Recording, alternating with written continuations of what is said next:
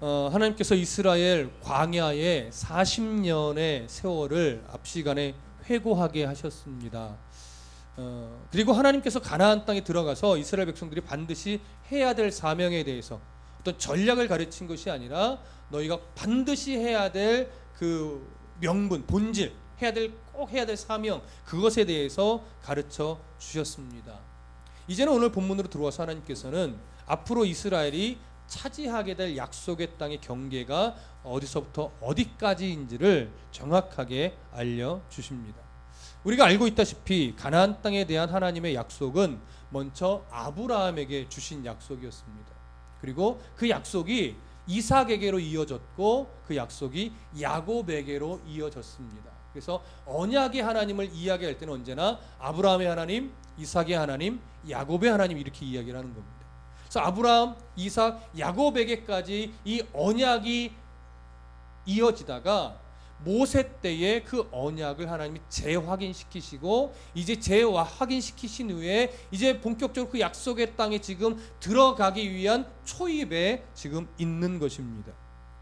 이제 성취되는 것이죠. 그래서 2절에 보면 이렇게 되어 있어요. 너희가 가나안 땅에 들어가는 때에 그 땅은 너희의 기업이 되리니 곧 가나안 땅 사방 지경이라 이렇게 이야기를 합니다.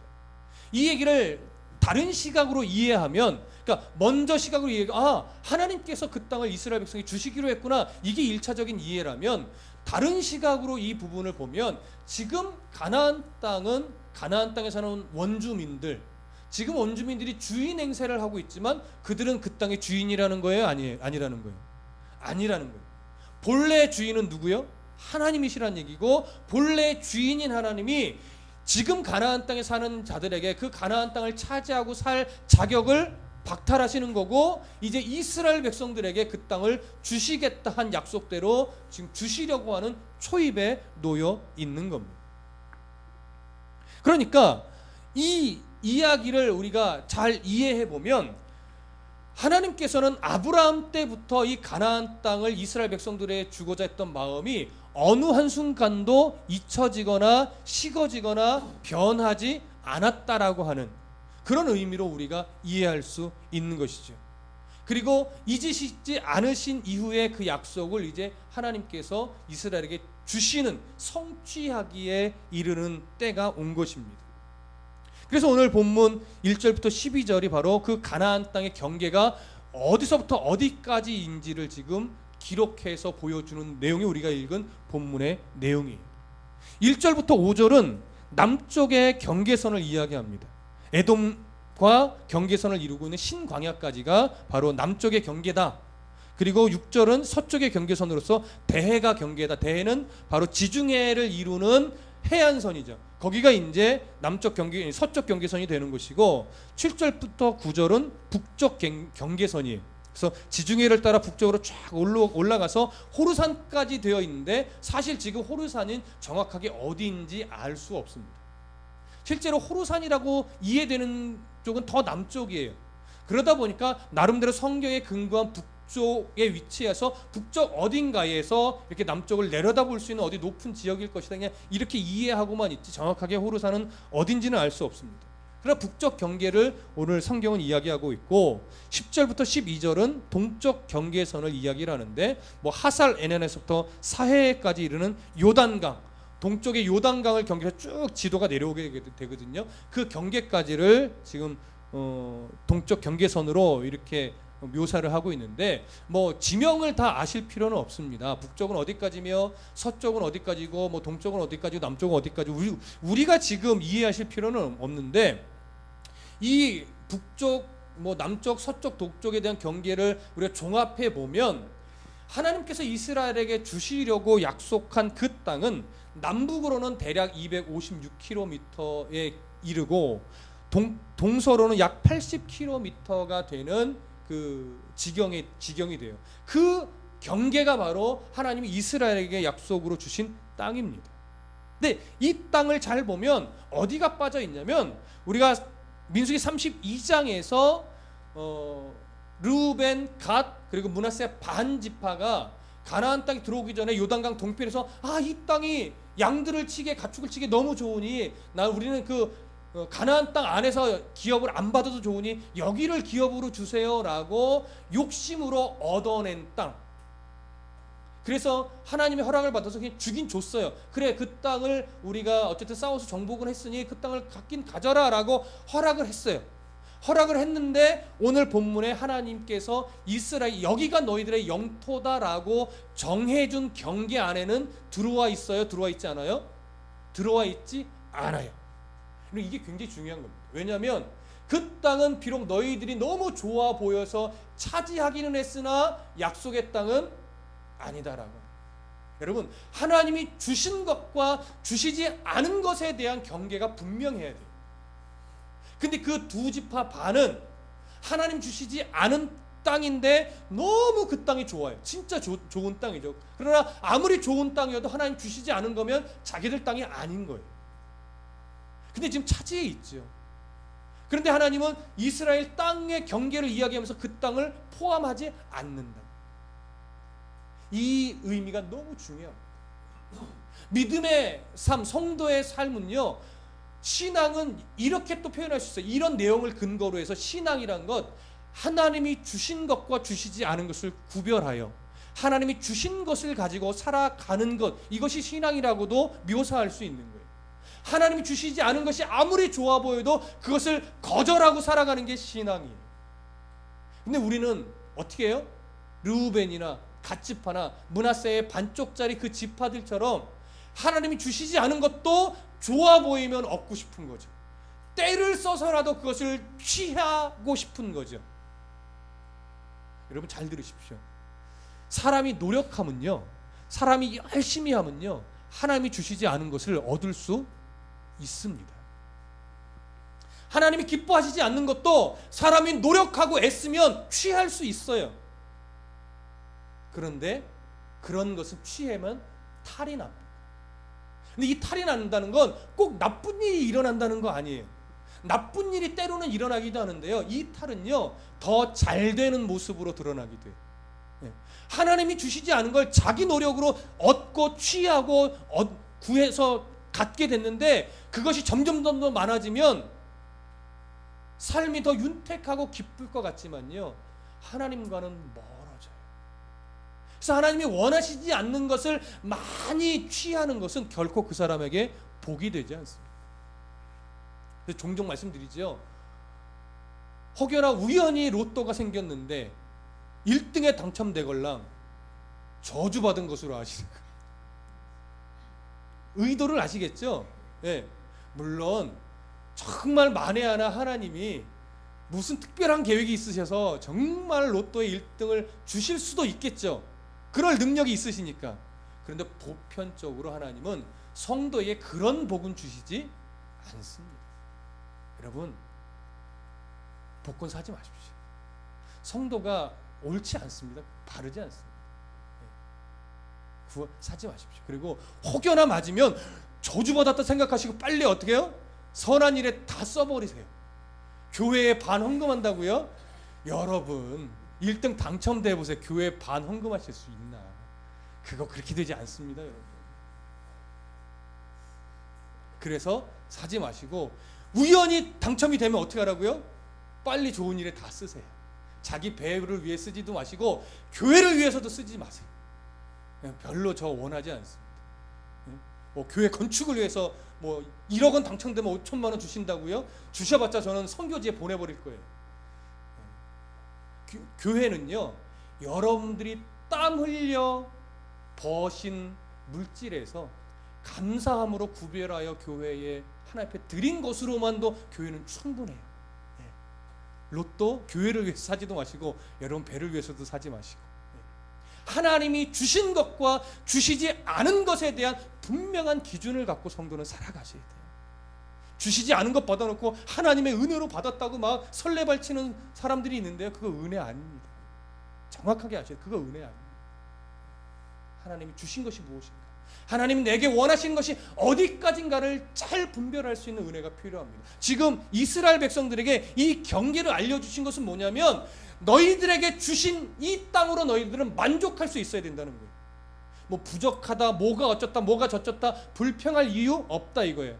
너희에게 가장 적당한 땅으로 내가 이 경계를 줬으니 더 다른 땅을 소유하려고 전쟁할 필요도 없고 부족하다고 원망할 이유도 없고 너에게 주신 이 땅 안에서 너희가 무엇을 해야 될지를 알고 그것을 위해 살아가라 이거예요. 이들이 가장 먼저 해야 될 일이 뭐였어요? 원주민을 쫓아내고 산당을 불태우고 우상들을 찍어내고, 이게 우선이에요. 그러면서 자기들이 하나님의 통치를 가지고 그 땅 안에서 바르게 살아나가는 것, 이것이 하나님의 원하시는 가장 중요한 거였고 이게 어떻게 보면 전부였어요. 근데 이스라엘은 가나안 땅에 들어가자마자 범한 게 뭐예요?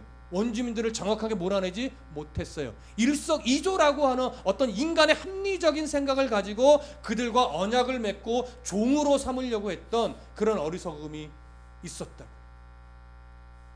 그들을 종으로 부리면 일석이조 아닙니까? 그거는 사람의 생각이에요. 하나님은 그것이 너희들의 올무가 될 터이니 절대 언약을 맺지 말고 다 쫓아내고 산당 불태우고 우상들을 찍어버리라고 정확하게 말씀하셨는데, 사람은 그래도 이게 좀 합리적이어야죠 하면서 하나님이 명하신 것을 살짝 포장하여 변질시켜놨다고. 그게 이스라엘의 가장 큰 문제점이었어요. 약속의 땅 안에 있어야 됩니다. 약속하신 것의 경계를 정확하게 볼 줄 아는 은혜가 우리에게 필요합니다. 더 많은 것을 가지려고 하지 마십시오. 주신 것이 무엇인지를 아는 것이 가장 풍요로운 것이고, 주신 것만 가지고 넉넉하게 살아갈 줄 아는 용기가 우리에게 필요합니다. 상대적으로 누구보다 많을 수도 있고 상대적으로 누구보다 적을 수는 있으나 우리는 누구보다도 부요한 자로 살아갈 수는 있습니다. 아무리 없어도 성도는요 넉넉하게 살아갈 수 있어요. 그 지혜를 성경 안에서 배우십시오. 그 지혜를 성경 안에서 발견하실 수 있으실 것입니다. 이런 13절 다 같이 읽어보겠습니다. 13절 시작. 모세가 이스라엘 자손에게 명령하여 이르되 이는 너희가 제비 뽑아 받을 땅이라 여호와께서 이것을 9지파 반쪽에게 주라고 명령하셨나이다. 9지파 반인 이유는 요단 동쪽 편에서 르우벤과 갓과 므낫세의 반쪽짜리 지파가 이미 자기들의 욕심으로 땅을 얻었기 때문에 그들에게는 이제 줄 땅이 없는 거예요. 원래 12지파에게 주시려고 했던 이 땅을 9지파 반에게, 그러니까 므낫세의 나머지 반지파죠, 그들에게 이 땅을 이제 분배해 주기로 한 것이죠. 근데 성경이 이렇게 말해요. 이는 너희가 제비 뽑아 얻을 땅이라 이렇게 얘기합니다. 여러분, 제비 뽑기 하면 먼저 딱 드는 생각이 무슨 단어가 생각이 나나요? 예. 복불복, 그렇죠? 복불복이라는 단어가 딱 생각이 나는 거예요. 그러면 이상해요. 아니 무슨 약속의 땅을 복불복식으로 제비를 뽑아서 줘? 이런 생각 안 해보셨어요? 너무나 그냥 당연한 듯 흘러가십니까? 여러분, 오늘날 우리들의 이미지로는 제비 뽑기 하면 복불복의 이미지가 있지만 이 당시는 복불복이 아니에요. 하나님께서 자기의 뜻을 계시하는 계시의 방편으로서의 제비뽑기입니다. 오늘날은 딱 보면 우연히 뽑히는 거잖아요. 근데 이때 우연히 뽑히는 것이 아니에요. 이 제비뽑기의 방식이 오늘날과 똑같지는 않았을 겁니다. 표현이 제비뽑기라서 그렇지 방법은 달랐을 텐데, 그렇게 뽑는 그것에 하나님은요 하나님의 뜻을 거기에 드러내시는 거예요. 그래서 가장 공의롭고 가장 공평하게 하나님의 뜻대로 분배되는 방식이 바로 제비뽑기였어요. 그러니까 이 제비뽑기를 오늘날 우리식의 제비뽑기로 이해하시면 안 됩니다. 야, 제비뽑기 하자. 구약시대도 제비뽑기로 딱 나눠줬어야. 이 얘기는 뭐예요? 성경을 몰라도 한참 모르는 소리를 하는 거죠. 그래서 이 제비뽑기는 많은 지파에게는 많은 땅을 주시는 것으로 나타났고, 인원수가 적은 지파에게는 적은 땅을 주는 모습으로 공평하게 진행이 됐으며, 어느 지파도 분배받은 땅에 대한 불만을 갖지 않았습니다. 그렇게 가장 공정하게 주어졌고, 그래서 이스라엘 백성들 안에 주어진 땅에 의한 다툼이 일어나지는 않았다는 것, 그래서 우리는 좀 명심해 볼 필요가 있습니다. 자, 13절부터 15절을 한 번 더 다 같이 읽습니다. 13절부터 15절 시작. 모세가 이스라엘 자손에게 명령하여 이르되 이는 너희가 제비 뽑아 받을 땅이라 여호와께서 이것을 9지파 반쪽에게 주라고 명령하셨나니 이는 르우벤 자손의 지파와 갓 자손의 지파가 함께 그들의 조상의 가문을 따라 그들의 기업을 받을 것이며 므낫세의 반쪽도 기업을 받았음이니라. 이 두 지파와 그 반지파는 여리고 맞은편 요단 건너 곧 해돋는 쪽에서 그들의 기업을 받으리라. 자, 여기 보시면 하나님께서 이미도 그 가나안 땅을 주신 것으로 묘사를 해요. 가지도 않았는데 이미 분배해라. 그래서 이미 준 것처럼 묘사를 하는 거예요. 그 이유는 사실 이 내용은 앞에 시간에서도 몇 번 이야기를 했어요. 그 이유가 뭐라고요? 이미 가나안 땅에 들어가지도 않았고 전쟁을 하지도 않았음에도 불구하고 벌써부터 준 것처럼 분배하라, 벌써부터 정복한 것처럼 분배하라 명령하신 이유가 뭐라고요? 하나님의 의지가 곧 결과나 마찬가지이기 때문에. 그렇기 때문에 가나안 땅은요, 너희 이스라엘 백성들이 열심히 싸워야 하는 전쟁이 아니에요. 가나안 땅의 전쟁은 열심히 싸워야 하는 전쟁이 아니라 하나님께서 얼마나 자신의 약속을 잘 지키느냐의 문제예요. 무슨 말씀인지 이해되세요? 내가 열심히 싸워야만 정복하는 땅이 아니라 하나님이 주겠다고 약속하신 그 하나님 자신의 약속을 하나님께서 스스로 신실하게 지켜내시느냐, 하나님이 안 지키시느냐, 이것에 대한 문제예요. 근데 우리 하나님이 약속하신 것을 지키실까요, 안 지키실까요? 안 지키시는 하나님이라면 우리는 믿지 않습니다. 그런 하나님. 무슨 말씀인지 아시겠어요? 예전에 중고등학교 때 친구가, 교회 안 다니는 친구가, 야, 나는 니들이 말하는, 교회에서 말하는 그 예수 믿을 수 없어. 무슨 무리를 걷냐 사람이. 무슨 여자가 남자랑 관계도 안 하는데 아기를 뵐 수 있냐. 말도 안 된다고 이야기를 해요. 그러면 우리는 그때 신학적으로는 말을 못했는데 뭐라고 반응하냐면, 야, 그러니까 하나님이지. 그렇게도 못하는 하나님 못하러 믿냐? 이렇게 반응을 해요. 근데 신학적이진 않았지만 여러분, 정답 아닙니까? 그런 하나님이니까 우리가 믿는 거죠. 그런 능력도 없는 하나님을 믿어요? 그리스 신화의 신은 뭔 신이 사람과 결혼해서 애도 낳고, 뭔 신이 시기와 질투가 그렇게 많아서 막 서로 암투를 벌이고 죽이고, 또 죽인다고 죽어, 또 신이. 무슨 말씀인지 이해되세요? 그런 신은 우리가 믿을 수 없단 말이에요. 우리가 믿는 하나님은, 약속하신 것은 사람의 시선으로는 될까 할 수 있으나 우리 하나님은 지키시는 하나님이에요. 반드시 분명하게, 그것도 아주 정확한 때에 우리는 그런 하나님을 믿습니다. 그래서 약속의 땅은 아직 들어가지도 않았고 싸우지도 않았는데 하나님은 이미 정복한 것처럼 분배해라, 이 얘기예요. 이게 뭐예요? 내가 확실하게 줄 거야. 그러니까 그걸 믿고 들어가는 거죠. 무기가 없지만 들어가는 거예요. 전력도 없는데 들어가는 거예요. 갑옷도 없는데 들어가는 거예요. 왜? 수없이 전쟁을 해봤고 무기도 많고 막 갑옷에 막 병거까지 있는데 그거 두려워하지 않고 들어가는 거예요. 왜? 만왕의 왕 되신 하나님이 이미 줬다, 걱정하지 마라, 내가 알아서 할게, 너는 들어가기만 해, 이 얘기를 하는 거니까. 이미 준 거야. 너 어느 땅 갖고 싶어? 에이, 아직 싸우지도 않았는데, 야, 걱정하지 마, 내가 준다니까, 그 얘기를 하는 거죠. 우리의 신앙은 뭐예요? 이 사실을 믿음으로 받아들이느냐 아니면 의심하고 머뭇거리느냐예요. 여러분, 머뭇거리실래요? 저는 그러고 싶지 않습니다. 우리가 믿는 하나님, 제가 믿는 하나님은 말씀하신 것은 이미 준 것과 같이 이루시는 하나님을 저는 믿습니다. 그래서 저는 갈 겁니다. 어디로 가냐고 묻지 마십시오. 우리는 그 믿음 갖고 걸어가는 거예요. 믿음의 삶을 살아가는 거죠. 그러니까 이스라엘 백성들이 가나안 땅에 들어서 할 것은 하나예요. 하라고 한 것 하고, 하지 말라고 한 것 안 하는 것. 그러니까 성도에게 필요한 분별력은 뭐예요? 하라고 한 게 뭘까? 이때는 원주민들 몰아내고 산당 불태우고 우상 척결하는 거지만, 오늘날은 이제 내게 적용을 하셔야 돼요. 하나님께 무단히도 묻고 성경 안에서 하나님의 마음을 찾으면서 지금 내가 살아가는 이 땅의 삶 속에서 하나님이 원하시는 게 뭘까? 어디까지를 내게 허락한 것일까? 이걸 부단히도 찾으며 고민하셔야 돼요. 그래야 조금 느껴요, 여러분. 이 고민 안 하고 말씀과 내가 씨름해서 이것을 찾는 싸움을 안 하면 분별이 안 돼요.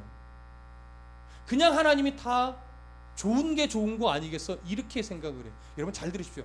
교회는요, 신앙은요, 좋은 게 좋은 것 아닙니다. 옳은 게 좋은 거예요. 옳지 않은 건 좋은 것 아니에요. 아무리 옳지 않은 것이 좋아 보여도 하나님이 옳지 않다고 여기실 만한 것들은 옳은 게 아니에요. 그래서 좋은 게 좋은 것이기에 신앙이 교회를 변질시키는 거예요, 여러분. 옳은 것이 좋은 것이다 생각하시고 그 길을 찾고 그렇게 하려고 우리가 애쓸 때 교회는 건강해집니다. 그래서 기독교 신앙은 두 가지가 같이 가야 돼요. 하나님의 단호한 공의로움과 한없이 용서하시고 이해하시는 사랑, 두 가지가 같이 가야 돼요. 사랑에 빠지고 공의만 가면 교회는 너무너무 차가워집니다. 근데 공의가 빠지고 사랑만 가면 교회는 이것도 아니고 저것도 아닙니다. 그래서 공의와 사랑이 같이 갈 수 있는 이 신앙의 줄기를 잡아야 되는데, 이것은 말씀과 기도와 찬양이 균형을 이룰 때 가능해요. 말씀 없어도 안 됩니다. 그렇다고 기도 안 해도 안 됩니다. 말씀을 근거로 내가 기도하면서 하나님의 마음을 깨달을 때 비로소 조금씩 분별이 되어가는 거고요. 또 신앙의 어떤 연륜도 무시할 수 없습니다. 세상의 풍파를 겪으면서 그 속에서 나를 만지시는 하나님을 경험해 갈 때 하나 둘씩 뭐예요? 확실해져요. 하나 둘씩 견고해져요. 그래서 어른들의 신앙은, 신학은 좀 모자랄 수 있으나 신앙은 정말 우리가 무시할 수 없어요. 왜? 삶 속에서 경험하고 부딪히면서 깨달아 알게 된, 신뢰하게 된 신앙이기 때문에 그래요. 근데 교회가 문제점이 뭐냐면 젊은 세대들이 어른들의 신앙을 좀 무시하는 경향이 있단 말이에요. 왜? 자기들이 알고 있는 신학적인 지식과 너무 다르다 이거예요. 아니요. 어른들의 신앙을 인정할 줄 알아야 돼요. 청년들의 모습은 그겁니다. 그렇다고 어른들의 그 신앙이 청년들의 젊은 어떤 바르게 찾아가는 신학을 또 어떻게 해요? 무시하셔도 안 됩니다. 이것이 균형을 이뤄서 교회가 갈 때 교회가 점점 더 건강해질 수 있습니다. 그런 은혜가 우리 가운데 있기를 소원합니다. 그렇게 해서 하나님은 공의롭게 분배하도록 지시를 한 후에 16절부터 29절 사이에서 땅 분배를 공의롭게 진행할 지도자를 세우는데, 먼저는 제사장인 엘르아사를 세우고, 그 다음에 그 전체 지도자로 세움 받은 여호수아를 전체 이 분배하는 지도자로 둘을 세운 다음에 각 지파에서 또 리더자를 한 명씩 뽑아서 같이 하게 했어요. 그래서 각 지파가 분배받은 땅이 어딘가를 정확하게 알고 그 땅을 자기의 어떤 지파들을 데리고 갈 수 있도록 그 각 지파의 지도자들과 그리고 제사장과 여호수아를 이 분배의 지도자로 세워서 분배를 하는 이런 일들을 보게 됩니다. 그러고 나서 우리가 35장으로 좀 넘어가 보면 35장 1절부터 8절에 이제 그 레위 사람들에게 분배될 땅에 대해서 기록을 합니다. 한번 쭉 읽어볼까요? 35장 1절부터 8절까지 함께 읽습니다. 시작. 여호와께서 여리고 맞은편 요단 강가 모압 평지에서 모세에게 말씀하여 이르시되, 이스라엘 자손에게 명령하여 그들이 받은 기업에서 레위인에게 거주할 성읍들을 주게 하고, 너희는 또 그 성읍을 두르고 있는 초장을 레위인에게 주어서 성읍은 그들의 거처가 되게 하고 초장은 그들의 재산인 가축과 짐승들을 둘 곳이 되게 할 것이라. 너희가 레위인에게 줄 성읍들의 들은 성벽에서부터 밖으로 사방 1000규빗이라. 성을 중앙에 두고 성밖 동쪽으로 2000규빗, 남쪽으로 2000규빗, 서쪽으로 2000규빗, 북쪽으로 2000규빗을 측량할지니 이는 그들의 성읍들이며, 너희가 레위인에게 줄 성읍은 살인자들이 피하게 될 도피성으로 6성읍이요 그 외에 42성읍이라.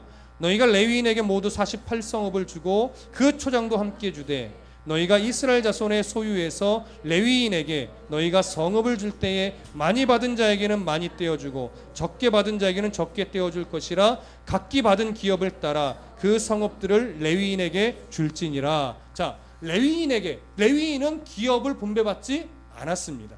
그리고 각 지파에서 성막에 관련된 일을 하는 구별된 자로서 각 지파가 성읍을 하나씩 내어주게 했어요. 많이 땅을 분배받은 자는 좀 많은 성읍을 내어주고, 적게 땅을 분배받은 자들은 적은 성읍을 내어주어서 총 48개 성읍에 레위인들이 흩어져서 살면서 성막에 관련된 일을 하게 했고, 48개 성읍 중에 6개 성읍은 도피성으로 부지 중에 살인한 자가 거기서 피해서 살아갈 수 있는 그런 성으로서 6개가 도피성으로 분배가 됐고, 그렇게 총 48성읍이 레위인들에게 주어졌는데, 이것은 레위인의 어떠한 재산으로서 주어진 것이 아닙니다. 레위인이 살아갈 수 있는 어떤 권리만 준 거예요. 그래서 재산은 아니에요. 그리고 성읍만 준 것이 아니라 성읍에서부터 약 그 1000규빗 되는 지점까지의 거리 안에 있는 그 목초지도 함께 주어서 레위인에게 주어진 가축들을 거기서 꼴을 뜯어 먹이게 했어요. 근데 성경이 약간 충돌이 일어나는 것은 4절에 보면 레위인에게 줄 성읍들은 성벽에서부터 사방 몇이요? 1000규빗. 그런데 5절에는 성을 중앙에 두고 성밖 동쪽으로 2000규빗, 남쪽으로 2000규빗, 서쪽으로 2000규빗, 북쪽으로 2000규빗을 측량할진 이는 그들의 성읍에 드리라, 이렇게 얘기를 했는데, 앞에서는 1000규빗, 뒤에서는 2000규빗을 이야기하고 있거든요. 어떤 학자들은 이것이 충돌이다, 그래서 그냥 공이 2000규빗을 봐야 된다, 이렇게 얘기를 하는데, 잘 보시면 성을 가운데 두고 처음에 1000규빗이라고 하는 것은 성에서부터 북쪽으로 1000규빗 되는 거리, 그 다음에 뭐 동쪽으로 1000규빗 되는 거리에서 거리를 이야기하는 것이고, 밑에 5절에서 나타난 2000규빗은 성을 기준으로 뭐 북쪽으로 1000규빗 가면 양쪽으로 그 변의 길이 있잖아요. 변은 총 몇이 될까요? 변은 2000규빗이 되는 거예요. 이쪽으로 1000, 이쪽으로 1000이니까 한 변은 다 2000규빗씩 되겠죠. 그 면적을 얘기하는 거예요. 각 변의 길이를. 그렇게 해서 계산해 보면 4절과 5절이 충돌되지 않습니다. 그렇게 해서 그 땅 안에서 가축들을 먹이는 거죠. 그러니까 레위인도 주어진 성읍과 주어진 가축을 먹이고, 또 제사할 때에 11조를 바치는 제물을 가지고 레위인들도 충분히 먹고 살 수 있는 길을 하나님이 열어 놓으셨어요.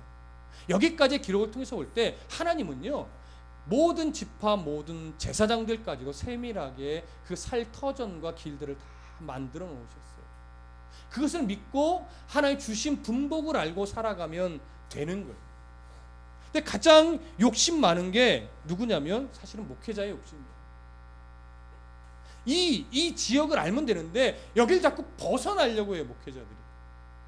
교회 규모도 마찬가지고, 성도의 숫자도 마찬가지고, 뭐 교회의 재정도 마찬가지고, 주신 분복을 알고 바르게 사용하면서 어디까지 교회 안에서 어디까지 또 선교를 하고 어디까지 또 구제를 하고, 이것이 건강하게 이루어질 수 있도록 바르게 분배해서 사용하면 되는데, 이것에 대한 욕심을 많이 부려서 오늘날 사실 많이 변질이 됐습니다.